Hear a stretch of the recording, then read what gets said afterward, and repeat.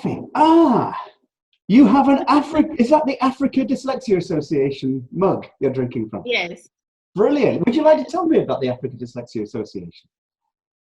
Okay, so I started it just like a month, or I think I'm in the second month now working on this, and it's basically started all when I discovered I'm dyslexic about 3 years ago. And I didn't want to like come out and talk about it. I just wanted to keep quiet about it. Then at a point I was like, no, if I look back to how my life has been when I was a young person, I feel it is important for me to talk about it because it may help save somebody. So I started by writing an article, which I shared the first one with you, and it received a lot of interest. Brilliant. Yeah. But after that, I was like, I'm busy. I don't have time to do it further. So maybe I'll do once in a while, write an article. But during the COVID moments at this time where like everything is really down, I have a lot of time on my hand, and it kind of came back to me again, like as a call telling me like, you're not doing what you're supposed to be doing. And that was where I was like, okay, that's fine. I'm going to go on this journey by establishing Africa Dyslexia Organization. Of course, I'm new in the space. I don't know much about it when it comes to dyslexia and all that, apart from my story that I have. But I feel like I can still begin with that. And with the help of people like coming in contact with people like you and all that, I feel like I can find a direction for it. Yeah. Well, can I ask, you've said something that I found really interesting, and I'm going to ask how cultural what you've said is. You said, first of all, that when you found out you were dyslexic, you didn't want to come out of the closet. And then you said you felt that in some way you could help others from sort of prevent their suffering. So these two things together make me feel that there's some form of cultural bias against dyslexia. So first of all, where are you based? And second, could you talk about that cultural bias, please? Right. I'm based in Accra, Ghana. At the moment, that's where I am. Mm-hmm. But if not for Corona, I will be somewhere around the world. And when it comes to dyslexia, I mean, it's not really known in Ghana, to be honest with you, because I went to school and I was considered the girl who is dumb, lazy, and could amount to nothing and all that. And my dad, especially, to give you an example, my dad is an educationist and he was in education for like 40 years or plus. And he even at a point felt like he was spending resources that were not yielding to anything because I wasn't producing when I go to school.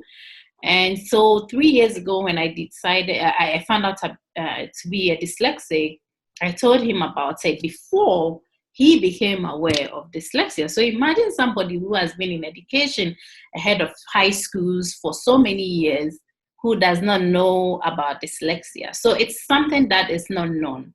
Yeah. But when I wrote my article and I described what dyslexia is about, I had a lot of parents who reached out and be like, is it a disease? I don't want my child to be associated with any disease and all that.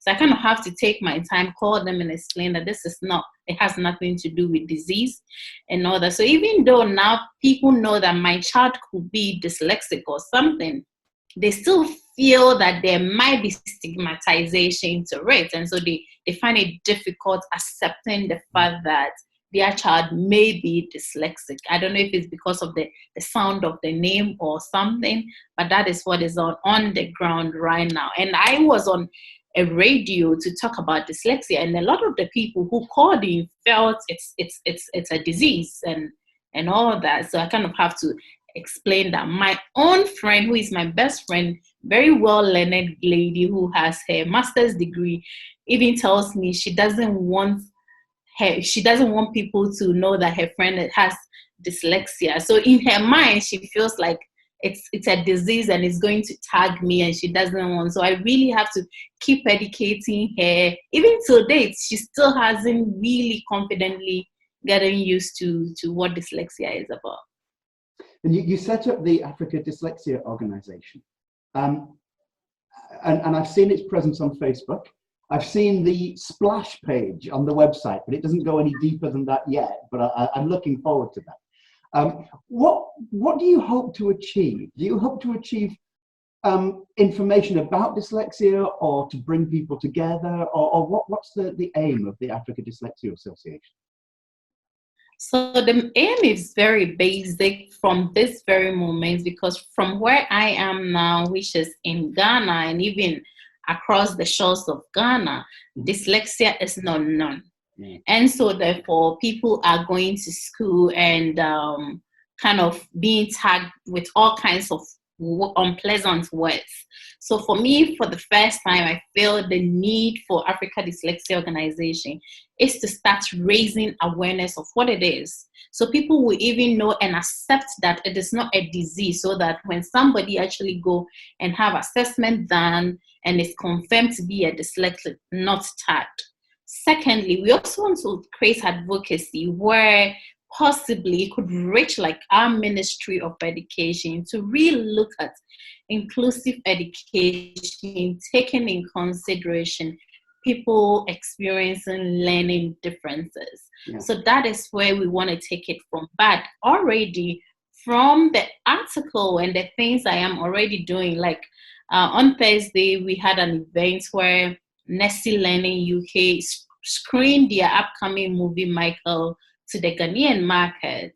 And we have 223 people tuned in, majority of them being Ghanaians. And the question were, okay, so now we know about dyslexia.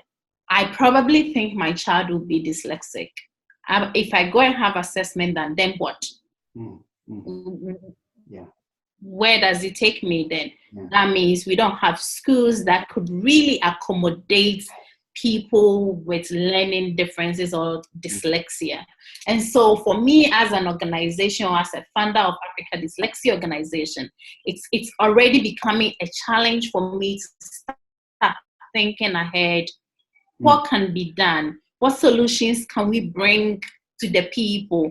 What training? We had educators on the call, on the Zoom with us, who were asking, if we want to do training, if we want to be trained on how to assist students with dyslexia, how do we go about it? So already I see that there is a need for me to start thinking about solution and not just awareness creation and talking for people to hear that we need to do this, we need to do that. What solutions can I bring on board? So that's what I'm thinking right now. And that's why I reached out to you and was like, I'm trying to put a group of teams together just to also help me to really understand what can be done in this space. What are some ideas that I can start playing with and be looking at? I mean, just to let you know, I think I might have mentioned it. I'm working with a team creating something called the SEN Toolkit, the SEN Toolkit, which will be free teacher training resources online, and anyone can access that. So I'll be able to sort of funnel you in that direction. Could you give me the context of Ghana? I'm going to show my ignorance because I've never been to Ghana. The languages, do people only speak English, or do they speak different languages, or what's the context of that? And then in terms of the urban setting versus the rural setting, what's the context of that in Ghana, please?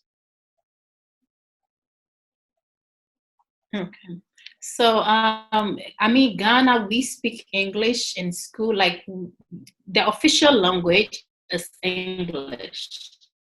So that means we work in English, we study in English, and of course we do have our local dialects. So as long as you are in school, somebody is in school, the person is using English as a medium of communication and as a medium of learning.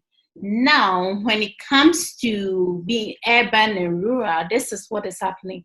When it comes in the context of dyslexia and how we can assist people because of the language or the medium of studies and all that, our public institution here needs to be relooked at. I feel like some of the curriculum even we used in teaching needs to be relooked at. I just read a policy that was passed for inclusive education. I really didn't see a lot on learning difficulties like dyslexia and all that.